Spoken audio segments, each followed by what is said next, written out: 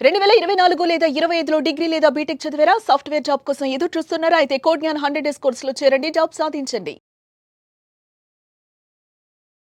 నమస్కారం అలగరి రవీంద్రనాథ్ గారు. నమస్తే అండి సిరి గారు. సో, ఈ మధ్య కాలంలో మనం చూస్తే సహజీవనంలో ఉండడం చాలా మామూలయిపోయింది అని చెప్పొచ్చు. ఎస్పెషల్లీ మహిళల గురించి మనం మాట్లాడుకుంటే ఉన్నన్ని రోజులు ఉండి ఆ తర్వాత మాకు ఇష్టం లేదు, బలవంతంగా మేమున్నాము అని ప్రెషర్ చేయడం వల్ల మేమున్నామని ఇలా రకరకాలుగా వాళ్ళ మీద చీటింగ్ కేస్ అని, డొమెస్టిక్ వైలెన్స్ సంబంధించి కేసెస్ అని నమోదు చేయడం మనం చూస్తున్నాం. వాటికి సంబంధించి రీసెంట్‌గా సుప్రీంకోర్టు ఒక కీలకమైన తీర్పునివ్వడం జరిగింది. దానికి సంబంధించిన వివరాలేంటి? ఇంతకీ ఆ కేస్ ఏంటి సార్? ఇటీవల కాలంలో ఆడవాళ్ళు చేస్తున్నటువంటి అరాచకాలు ఇంత అంతగా కావు సిరి గారు. అరాచకం అన్న పదం వాడుతున్నాను నేను. ఎందుకు అరాచకం అంటున్నానంటే లవ్ అనే ట్రాక్‌లోకి దించుతారు, ముగ్గులోకి దించుతారు. లవ్ ట్రాక్‌లో దించిన తర్వాత పెళ్లి చేసుకుంటేనేమో కావాలనే పెళ్లి చేసుకోకుండా పోస్ట్‌పోన్ చేస్తూ వస్తారు. ఇంకా కాస్త ముందుకెళ్ళి కాస్త లివ్ ఇన్ రిలేషన్‌షిప్‌లో ఉంటామని చెప్పి లివ్ ఇన్ రిలేషన్‌షిప్‌లో ఉంటారు. లివ్ ఇన్ రిలేషన్‌షిప్‌లో ఉండి టూర్‌లు తిరుగుతారు. రకరకాల చోట్లకెళ్తారు. అన్ని రకాలుగా ఒక భార్యాభర్తలు చేసి అన్ని రకాలటువంటి కార్యకలాపాలు కూడా చేస్తుంటారు. కానీ పెళ్లి మాత్రం చేసుకోరు. ఇలాగ కాలయాపన చేస్తూ ఉంటారు. డబ్బు కావచ్చు, ఇతరత్రా ఏదైనా కావచ్చు. ఏదో ఒక క్షణం నాడు ఒక 2 ఇయర్స్, 3 ఇయర్స్ వాళ్ళ లివ్ ఇన్ రిలేషన్‌షిప్ బ్రేక్ అయిన తర్వాత ఇమ్మీడియేట్‌గా మాలాంటి అడ్వకేట్ల దగ్గరికి వచ్చేసి నన్ను అతను మోసం చేశాడు సార్.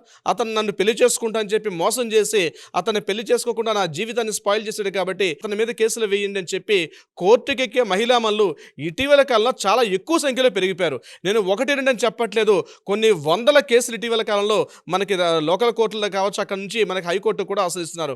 రకరకాల విషయాలు అంటే ఏదో రకంగా ఆ అబ్బాయిని ఇరికించాలి, ఏదో రకంగా ఆ అబ్బాయిని ముగ్గులోకి దించాలి, ఏదో రకంగా ఆ అబ్బాయిని డిఫేమ్ చేయాలనే ఉద్దేశంతోటి ఆ అబ్బాయి మీద రకరకాల కేసులు పెడుతున్నారు.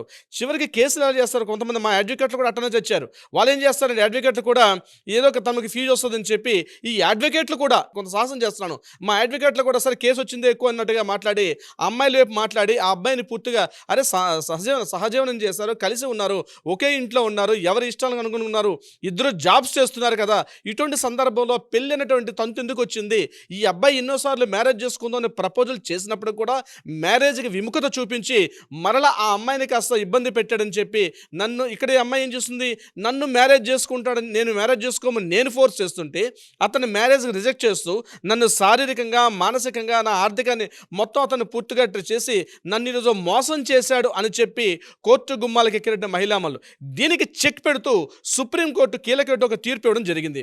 సహజీవనం అంటున్నారు, కలిసి ఉంటున్నారు, ఫైనాన్షియల్గా, శారీరకంగా, మానసికంగా అన్ని రకాలుగా ఎంజాయ్ చేస్తున్నారు, ఒకరొకరు కోఆపరేట్ చేసుకుంటారు.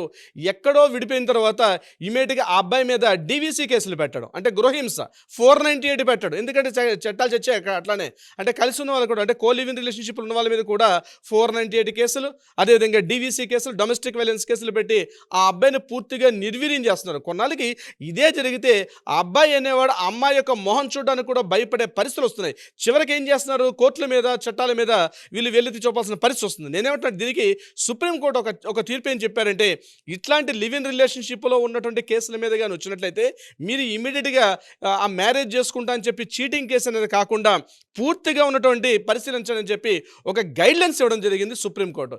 ఏమిటా గైడ్లైన్స్ అంటే, వాళ్ళు ఎన్నాళ్ళ పాటు కలిసి ఉన్నారు, వాళ్ళు ఏ సందర్భాల్లో కలిసి ఉన్నారు, అమ్మాయి ఆర్థిక స్వాతంత్రాన్ని కలిసి ఉందా లేదా, అంటే ఆర్థిక స్వాతంత్రం అమ్మాయి కూడా జాబ్ చేస్తుందా, ఫైనాన్షియల్ ఇండిపెండెన్స్ అమ్మాయికి ఉందా లేదా అన్నది కూడా పరిశీలించమంటున్నారు. ఇవన్నీ కూడా గ్రౌండ్ రియాలిటీస్ అన్నీ పరిగణలో తీసుకొని అప్పుడు మాత్రమే జడ్జిమెంట్ ఇవ్వండి తప్పించి కేవలం ఇద్దరు కలిసి ఉన్నారు కాబట్టి అమ్మాయి కొన్ని సాక్ష్యాధారాలు చూపించి ఇతన్ని మ్యారేజ్ చేసుకుంటా అని చెప్పి మ్యారేజ్ చేసుకోకుండా నా జీవితాన్ని మోసం చేశాడు అని చెప్పి ఆ అబ్బాయిని ఇమీడియట్గా అతను శిక్షించడం సరైనది కాదు. ఎందుకంటే ఇటీవల చాలా కేసుల్ని డెప్త్గా పరిశీలించిన తర్వాత సుప్రీంకోర్టు తీసుకున్నటువంటి కీలక నిర్ణయం, ఈ తీర్పు, ఈ జడ్జిమెంట్ ఏదైతే ఉందో ఇది కొంతవరకు అబ్బాయిల విషయంలో మాత్రం కొంత పాజిటివ్ వేలను వచ్చినట్టుగా మనం చెప్పుకోవచ్చు. ఎందుకంటే చాలా కేసులు పెండింగ్ ఉన్నాయి. నా దగ్గర కొన్ని కేసులు ఉన్నాయి, ఇటువంటి సంబంధించినటువంటి కేసులు అబ్బాయిల తరపున చాలా కేసులు మనం డీల్ చేస్తున్నాం. చాలా సందర్భాలు అట్లానే ఉన్నాయి. అంటే అబ్బాయిల్ని ఇబ్బంది పెడుతూ అబ్బాయిల యొక్క జీవితం, దీనివల్ల ఏమవుతున్నారు, మంచి కెరీర్, ఒక 25 to 35 ఇయర్స్ మధ్యలో అబ్బాయిలు కెరీర్ని అప్పుడప్పుడే చూసుకున్న సమయంలో ఏదో రకంగా ఒక అట్రాక్షన్కి, ఒక ఇన్ఫాక్చుయేషన్కి వచ్చిన తర్వాత కలిసి ఉంటున్నారు. కలిసి ఉండి వాళ్ళు ట్రావెల్ చేస్తున్నారు. ట్రావెల్ చేసిన తర్వాత అనుకోకుండా ఒక పెద్ద పిడుగుపాటు, ఏదో పెద్ద మిసైల్ పడినట్టుగా, ఓ పెద్ద పాకిస్తాన్ బాంబే ఎట్లయితే పాకిస్తాన్ వాళ్ళు అన్ఎక్స్పెక్టెడ్ ఏ మిడ్ నైట్ ఎట్లా బాంబు వేస్తారో, ఒక మిడ్ నైట్ పెద్ద రచ్చ చేసేసి గొడవ చేసేసి అమ్మాయి అక్కడి నుంచి బయటికి వెళ్ళిపోయి ఇమీడియట్గా ఒక అడ్వకేట్ని ఆశ్రయించి టక్కన ఒక 2 days తర్వాత ఒక కోర్టు నుంచి ఒక ఆర్డర్ వస్తుంది. ఇమీడియట్గా మీరు కోర్టుకి అటెండ్ కావాలి, ఎందుకంటే మీరు అమ్మాయిని చీటింగ్ చేశారు కాబట్టి మీరు కోర్టుకు వచ్చి మీ సంజేసి చెప్పుకోమని చెప్పి కోర్టు నుంచి వచ్చినట్టు ఆ పిటిషన్ చూసి అబ్బాయిలు అరే కెరీర్కి వెళ్తున్నాను, అబ్బాయికి తెలియదు ఎటు వెళ్ళాలా ఏం చేయాలి అర్థం కాదు.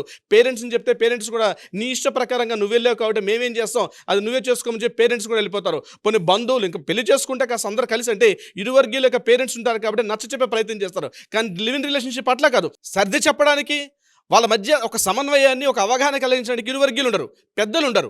ఇక్కడ ఏ రకమైన బాంబు జరిగినా, ఏ రకంగా ఉపద్రవం వచ్చినా దాన్ని ఫేస్ చేయాల్సింది నిలువుగా అబ్బాయి నిలబడిపోతాడు. ఎందుకంటే తన ఇష్ట ప్రకారంగా తన అమ్మాయిని తన జీవితంలో తీసుకున్నాడు కాబట్టి వచ్చే జరగబోయే పరిణామం ఏ రకంగా అంటే మంచిదైనా చెడ్డదైనా, ఇక్కడ చెడ్డ విషయం గురించి మాట్లాడుకుంటాం కాబట్టి అమ్మాయి ఒక్కసారి రివర్స్ తిరిగితే కోర్టులు చట్టాలు ఆమెకు సపోర్ట్గా ఉన్నాయి. అబ్బాయి విషయం మాత్రం ఏకాకిగా మిగిలిపోతున్నాడు. తన మిత్రులు కూడా సపోర్ట్ చేయలేని పరిస్థితి, తన జాబ్ పోతుంది. రీసెంట్గా నేను ఒక కేసు వచ్చింది, ఆ అబ్బాయికి జాబ్ కూడా పోయింది. ఎందుకంటే కాన్సన్ట్రేషన్ చేయలేకపోతున్నాడు. హెచ్ఆర్ నుంచి రకరకాల చిట్లు చివాట్లు తిన్న తర్వాత అబ్బాయికి అక్కడి నుంచి జాబ్ నుంచి టెర్మినేషన్ కూడా చేశారు. జాబు పోయే, ఓ రకంగా ఇంట్లో ఫ్యామిలీ మెంబర్స్ కూడా సపోర్ట్ చేయకపోయే, అన్ని రకాలుగా ఇబ్బంది పడిన తర్వాత ఈ అమ్మాయి ఇచ్చినటువంటి ఈ హఠాత్తుగా ఇచ్చిన నోటీస్ చూసి ఏం చేయాలో అర్థం కాక అబ్బాయిలు రోడ్డు మీద పిచ్చి వల్ల తిరుగుతున్నారు. రాత్రి పగలు చూస్తే చెడు అలవాట్లకు పూర్తిగా బానిసైపోయి తన జీవితం అస్తవ్యస్తం చేసుకున్నటువంటి మగ మహారాజులు చాలా మంది ఉన్నారు. ఈ విషయంలో నేను ఎందుకు మగ మహారాజు అంటే, మహారాజు ఏం చేస్తాడంటే తన చుట్టూ ఉన్నవాడు ఏం చేయాలో అర్థం కాక చివరిగా ఏ అడవులకు పోవాల్సిన పరిస్థితి వస్తుంది. ఈ రకంగా అమ్మాయిల సహజీవనం పేరు మీద అబ్బాయిలని వేధింపులు ఎక్కువైపోయినాయి. దీనికి చెక్ పెడుతూ సుప్రీంకోర్టు ఇచ్చినటువంటి తాజా ఉత్తర్వులు ఏమున్నాయో చాలా మందికి ఈరోజు దేశవ్యాప్తంగా ఉన్నటువంటి కొన్ని లక్షల మంది అబ్బాయిలకి ఈరోజు ఉపశమనం కలిగిందని చెప్పడంలో ఎటువంటి సందేహం లేదు. ఎందుకంటే ఈ యొక్క జడ్జిమెంట్ని, ఈ యొక్క సైటేషన్ కాపీగా తీసుకుని మిగిలిన అసలు గైడ్లైన్స్ అన్నది ఇప్పటివరకు సహజీవనం 497 ఎప్పుడైతే లిఫ్ట్ చేసేసారో, అడల్టరీ అనేది ఎప్పుడైతే చట్టపరంగా ఇది కాదనుకున్నారో, సహజీవనం అనేది చట్టబద్ధంగా అన్నట్టుగా కనిపిస్తుందో అప్పటి నుంచి కూడా లివింగ్ రిలేషన్షిప్ బాగా పెరిగినాయి. ఈవెన్ దో మన కొన్ని హాస్టల్స్లో చూస్తే కోలివిన్ హాస్టల్స్ కూడా పెరిగిపోయి, హైదరాబాద్ లాంటి మహానగరాల్లో కోలివిన్ రిలేషన్షిప్ హాస్టల్స్ కూడా ఇద్దరు జాబ్ చేస్తారు, ఉన్నంతకాలం డేటింగ్ అని ఇతరత్ర పేరు పెట్టుకొని ఉండడం, తర్వాత ఎవరి లైఫ్ని వాళ్ళు డీల్ చేసుకుంటారు.